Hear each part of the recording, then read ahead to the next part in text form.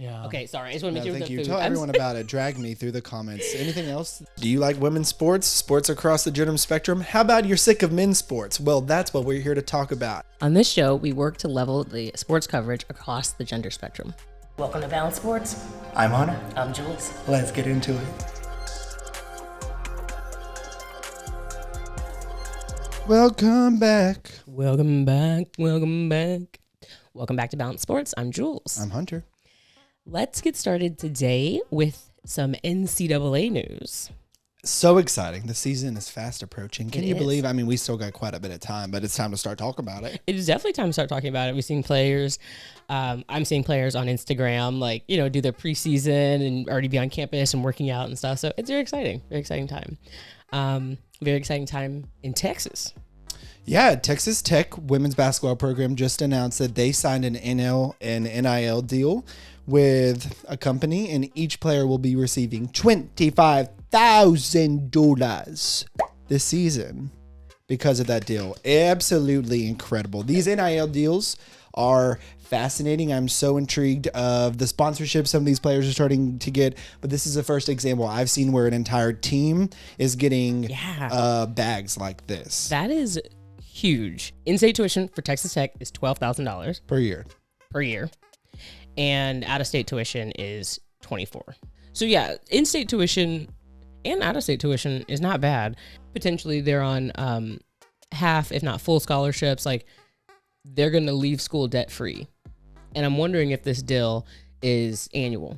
So it says, we are proud to announce that the Level 13 agency has committed $25,000 per player per Lady Raider in the women's basketball locker room. We see you, we hear you, and we support you, ladies. This is a 1-year deal. Okay. And they said that the football team also last week signed with another organization for a similar $25,000 per year. That's awesome. That is really cool. Awesome. My initial thoughts were, wow, I'm surprised that this didn't happen to the Gamecocks. I'm surprised this didn't happen for the Huskies, Stanford, schools that are doing really well. Yes, the powerhouse schools.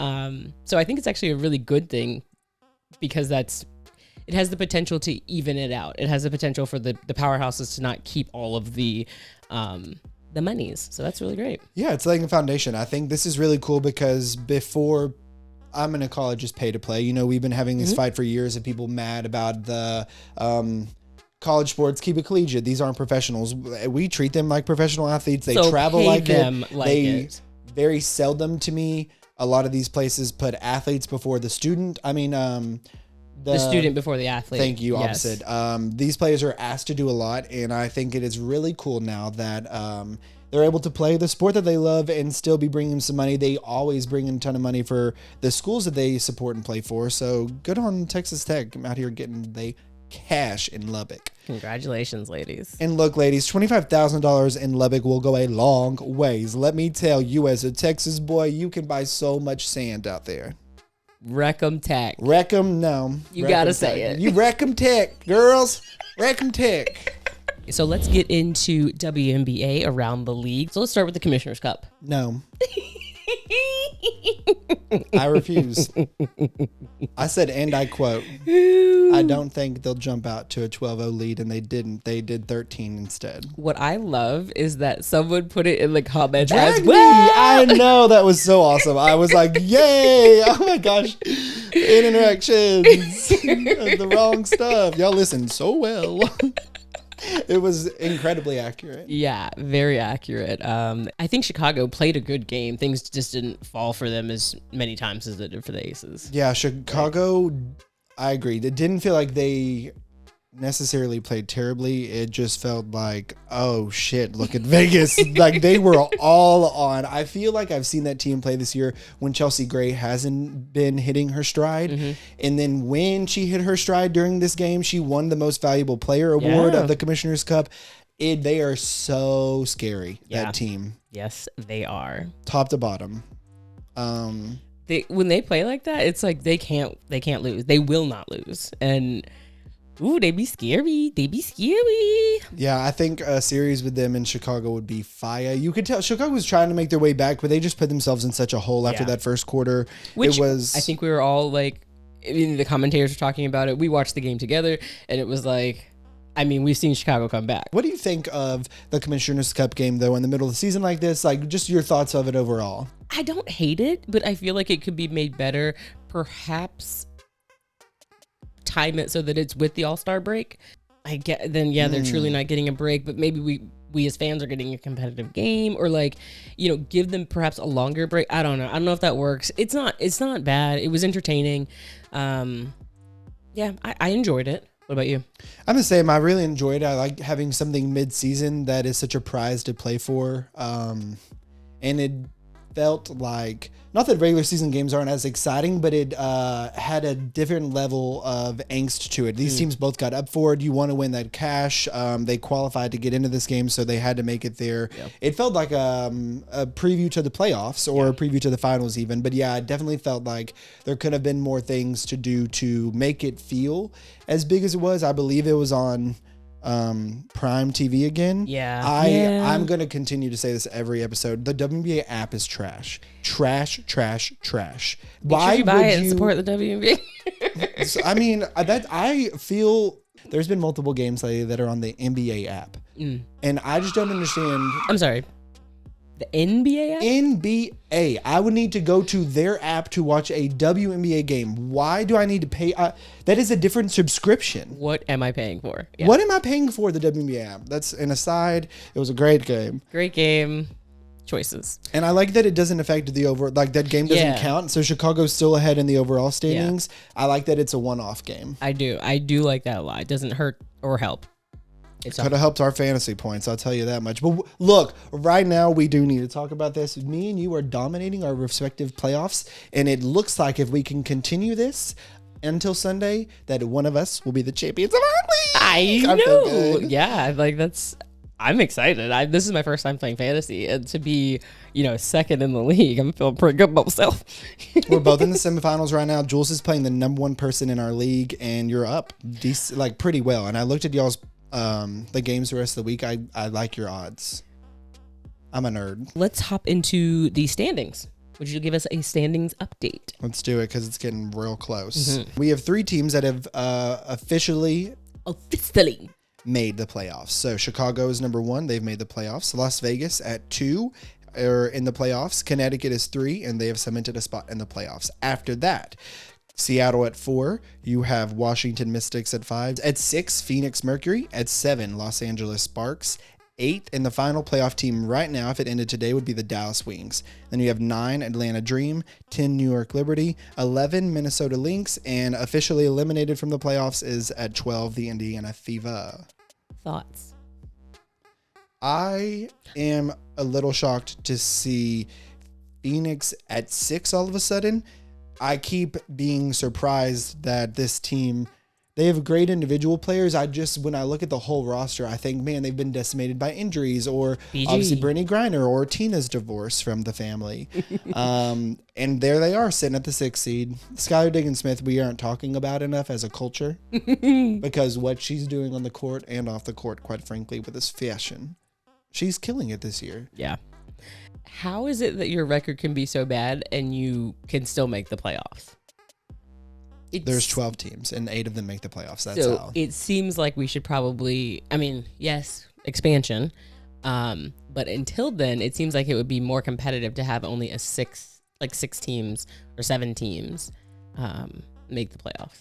It's like, you're not playing that well. Why do you get to come to the playoffs? Another thing interesting about the standings right now is we are tied. Seattle is tied with Washington at 18 and 11, and we play them for the next 2 games. So those are going to be incredibly important and challenging games. That'll probably dictate, there's 29 games. There's 7 games left, and we have 2 of them versus the Mystics. That 2-game series right there could decide between us and Washington who the 4 seed, who the 5 seed is, who will get to host the first couple games of the playoffs versus who would be traveling.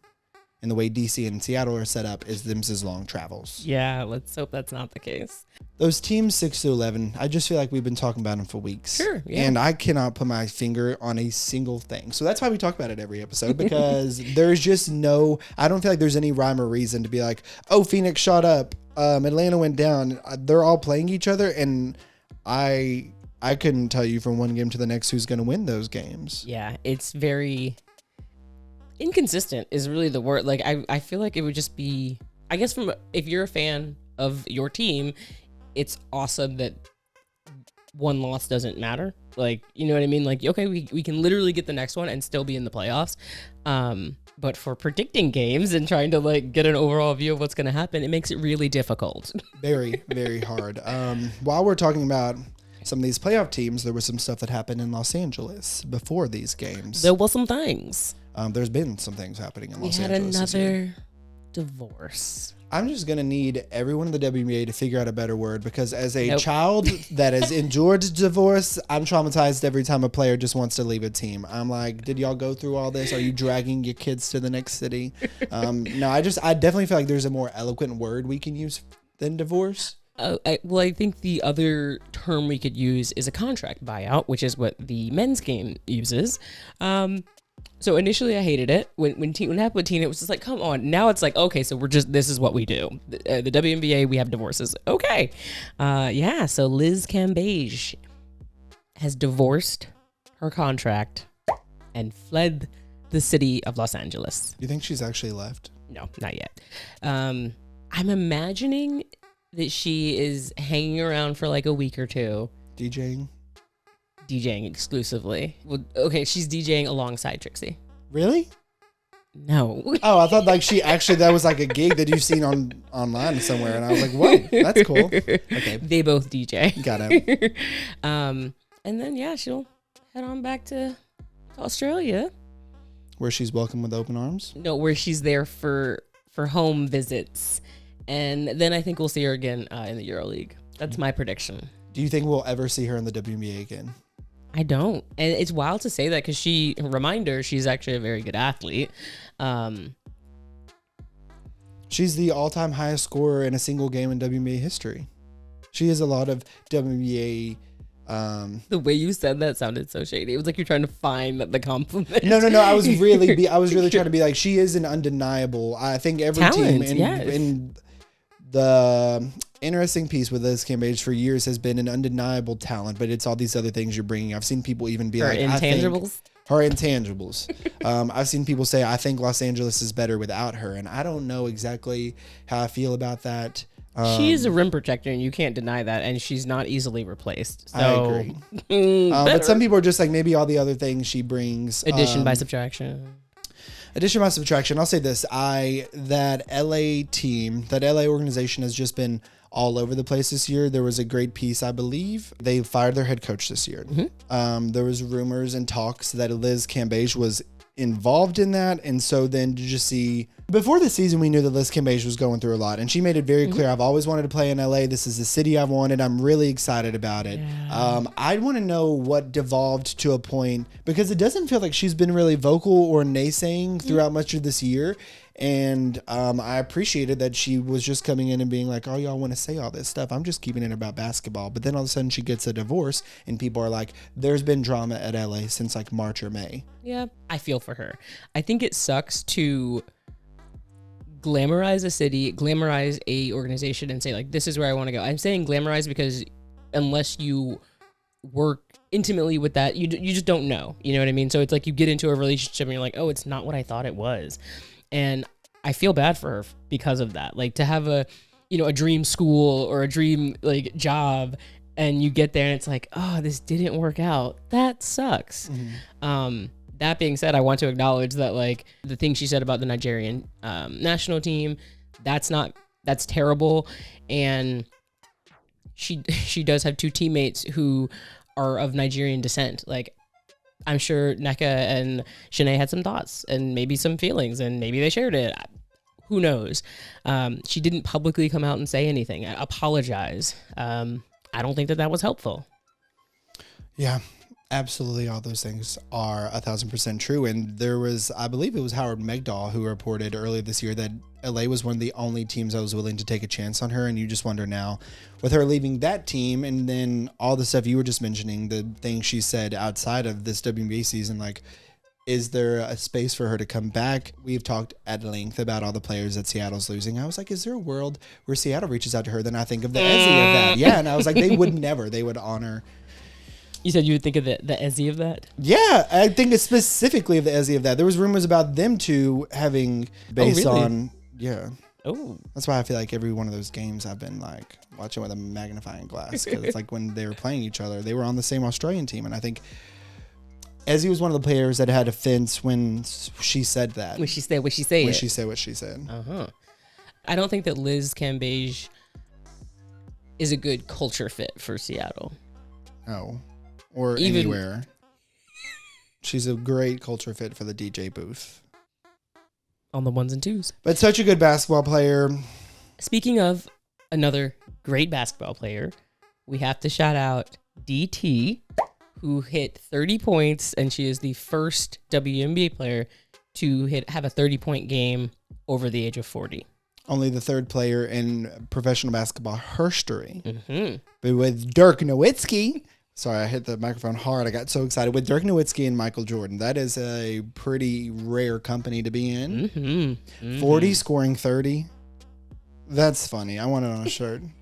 Old people can dream too. And then I want that stat line, actually. Old people can shoot too. Old people can shoot too. How about that? How about that? Not play defense, but they can shoot. You didn't have to. I did because we all were thinking it. And she's able to play offense because she's not playing defense. DT's best friend, Sue, made some news yesterday. It was her last game in Connecticut, worthy of flowers and celebration as they gave her things. And the 28th of July was Sue Bird Day. Congratulations, Sue. And on that day, the news dropped that she is now a minority owner in the Gotham FC, which is a part of the National Women's Soccer League. So that's huge. And I mean, just for like women's sports, for women owning things, like that's awesome. Sue was asked about that on the, post-game presser, and she cited like a love of women's sports and wanting to support it and putting your money where your mouth is. And so congratulations to Sue and that next opportunity for her.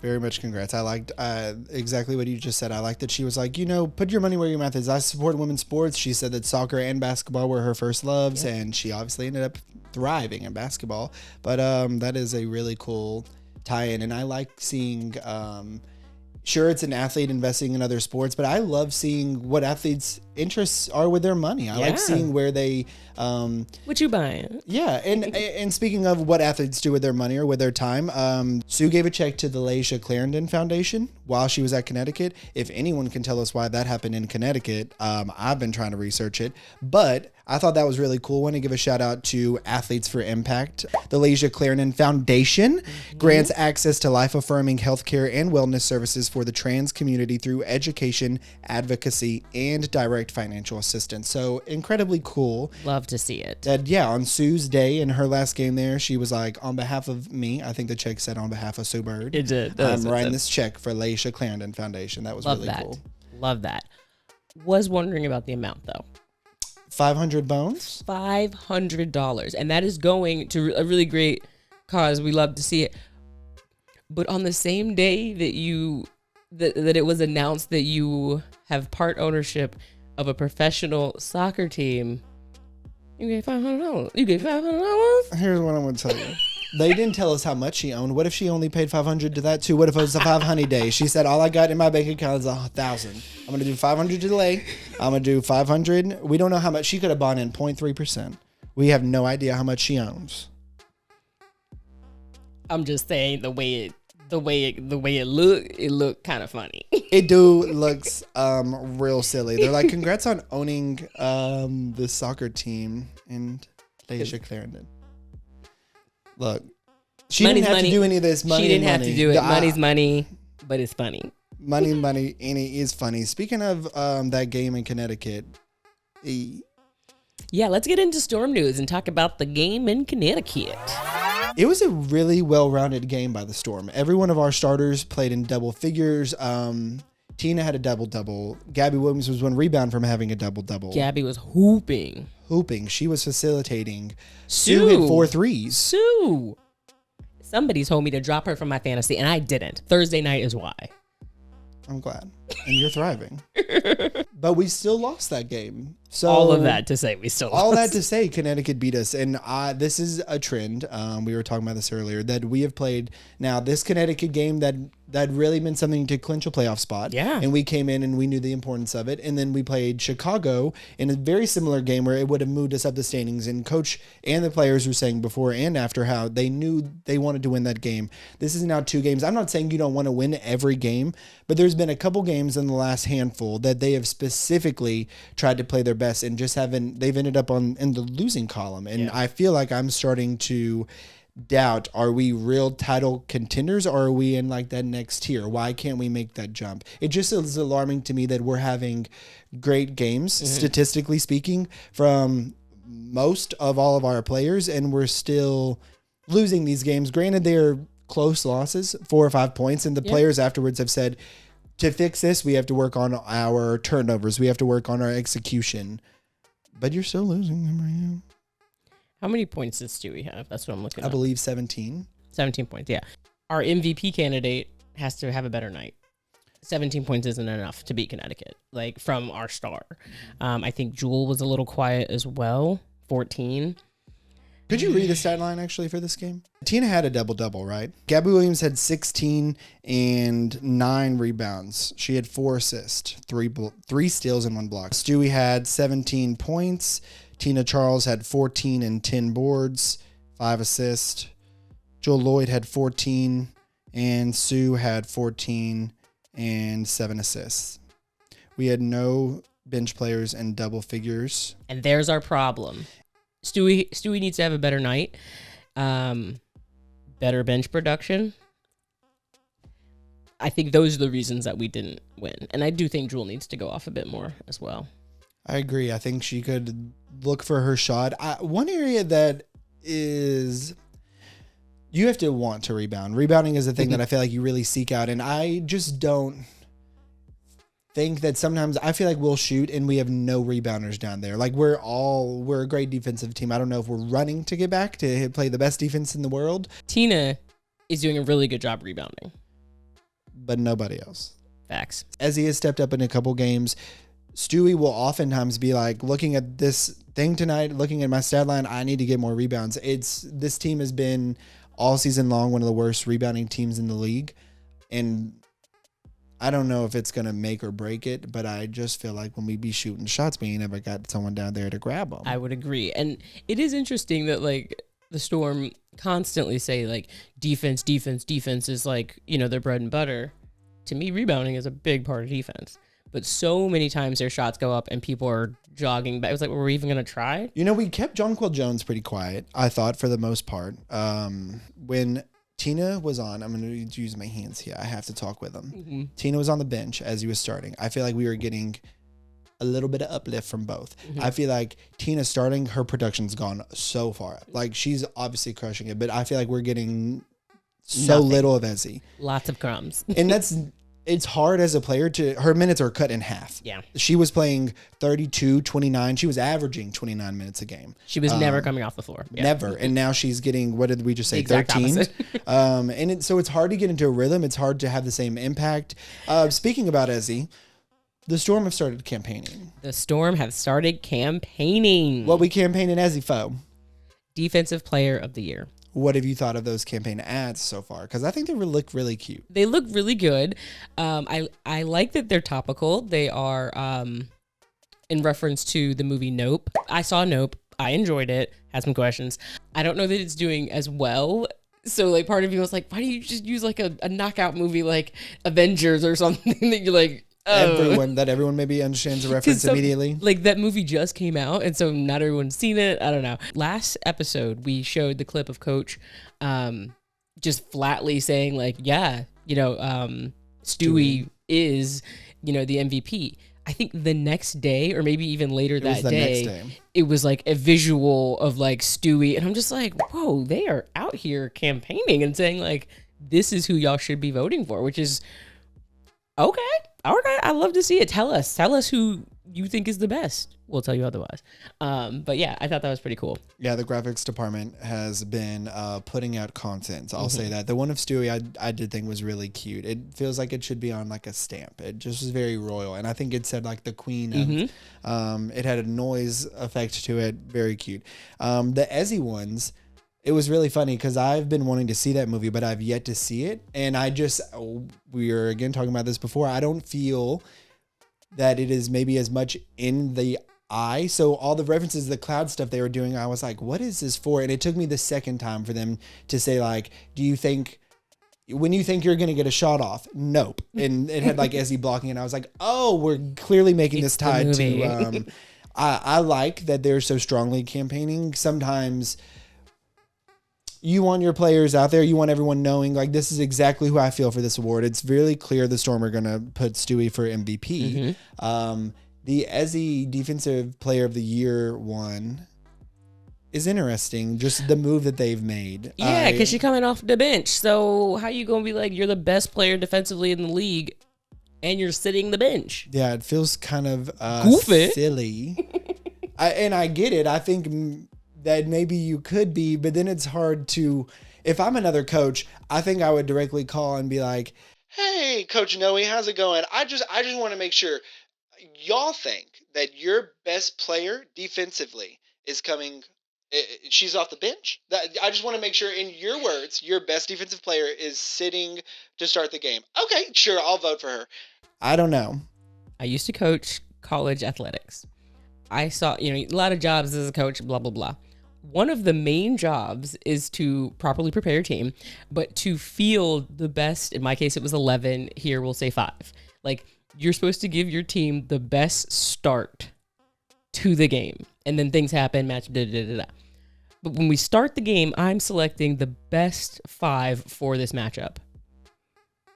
So the best defensive player doesn't start for your team? Okay. Make it make sense. But would you, that factor. Would you do that, Coach? Would you start Tina? Would you sit Tina and start Ezzy right now? Like, would you, if you were the coach? No, I'd move some things around. If she truly is the best defensive player, then I have got to start her. I've got to find a lineup that puts her on the court, because I want to start with the best 5 players. The momentum, the energy to get her going right away. Like, all of those things, the intangible, the other things, that's what I'm thinking as a coach. The best start. Let's get us out. So do you, in that scenario, would you either start Ezzy, or do you not think she's a player of the year, the defensive player of the year? Oof. I don't think she's a defensive player of the year. I wouldn't. You're telling me she's not the best defensive player of the year because she's not starting. Like, all the shit I just said. I don't think she would have won it even if she did. Like, truthfully speaking, she's leading the league in blocks. And nothing else. Well, not in nothing else, but it's like, well, Stewie's leading the league in steals. Why? I think Stewie has an argument for defensive player of the year on this team, but I think they're just electing to be like, we'd love for her to get MVP first. Ezzy is great in a lot of different statistical categories. I don't know. It's going to be a close race. I'm not saying she's undeserving of it. I just feel like Seattle doesn't feel like they're saying it with their chest by bringing her off the bench.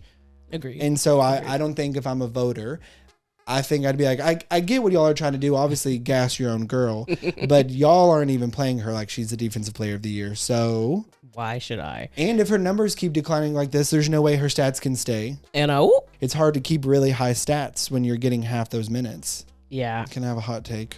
Seattle Storm PR, y'all correct me if I'm wrong if you're watching this.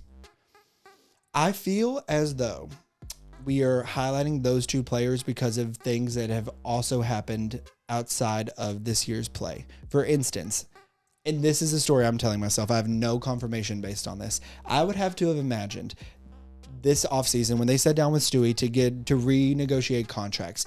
If Stewie was like, when Stewie said, I'm only going to sign a 1-year deal, Seattle was like, we will get you back. We want to have you back in Seattle. We will make pushes for you to be the MVP. We are totally behind you. We will do whatever it takes to make you have that season. So truly, I feel like there had to have been some kind of agreement going on. And then the thing with Ezzy, I'm also going to lean into other things happening this year. But this feels to me like, we are going to do a campaign for you, Ezzy, because look at how much we value. And there's nothing wrong with this, but I feel like I'm reading into some of these Storm PR things of like, it's for like handshake agreements we might have made in the past, or it's to be like, Ezzy, we want you here next year. Like, we are willing to promote you as well. We know the season might have been a little bit different, honey, but look at your name up in those clouds. I love that take. I do think they think she's playing to this caliber. They think that, if that's true, I don't know. Maybe. Natasha Cloud's campaigking herself. Natasha Cloud is campaigning all by herself. Girl said, "It's me. It's me. I'm all team." Myself. The Gold Mamba, all first team, all a thing. Whoa! Look how jacked she looks in that one. That is so cool. Jewelz, would you put Joel Lloyd on first team all WNBA? We will discuss that on a later episode. Okay. And then Phoenix is also campaigning. They've put some stuff out for Skylar Diggins-Smith as well. Oh, that's who they put some stuff out for? I thought it was going to be a plethora of other things. They could campaign a lot of awards. A plethora. Coach of the Year, whatever. Clown of the Year. Most likely to drag your teammates on Twitter. You just love awards. Love awards. Speaking of awards, we are going to close out with a little plug about the Balorts. Don't forget, we have some great nominations so far. It's been really lovely. We appreciate the participation. Please continue to engage with the poll that'll be linked in the video description area. Balort's coming soon. Everyone go find your outfit. Get your red carpet attire ready. Love y'all's nominations so far. So I'm just going to give you a couple examples. The way that we're going to do the Balorts is you guys are going to select the winners, and we will only get to help out with these. I say help out. We'll only get to choose the correct winner if there's a tie. So a couple of the ones so far who there's a clear winner. That doesn't mean it's not too late to vote. Go and change it up, honeys. We're voting until the 8th, so keep them coming. Most likely to break ankles right now would be, do you have any guess? Who would you vote for? Arike. Well, the fan said no. The fan said Kelsey Plum is most likely to break ankles. Far, that's a great selection. Kelsey Plum, even though we did see her ankles getting broke. Most likely, you just want to clarify. It's most likely to break ankles, not have broken ankles. Making sure y'all. Kelsey would be on the list for both. Kelsey, congratulations! Double winner, double award winner. I did want to take a moment here and just say thank you to our subscribers. We are at 130 people. For real. And so we just wanted to say thank you. We started this in April. We love the WNBA. We love talking about it, and we're so glad that y'all like listening and engaging with us. So, I had no idea we had 130 friends and family who have liked our show. No, that is really cool, and it's been so fun to interact on the comments or even some of the polls we put out on Twitter. So, yeah, great time. We're having a blast. We certainly are. Keep voting. The poll will close August 8th. The poll will close August 8th. It does make us feel better if you nominate us for Best Friends Awards. We understand that some of them can be goofy. You can nominate multiple people multiple times. You can fill out the thing as many times as you want. And if you can, then that's a Google feature I'll go change. Let us know in the comments if it's not working. Subscribe, comment if you know how to set up a Google form. Oh. Okay. That does it for us today. I'm Jewelz. I'm Hunter.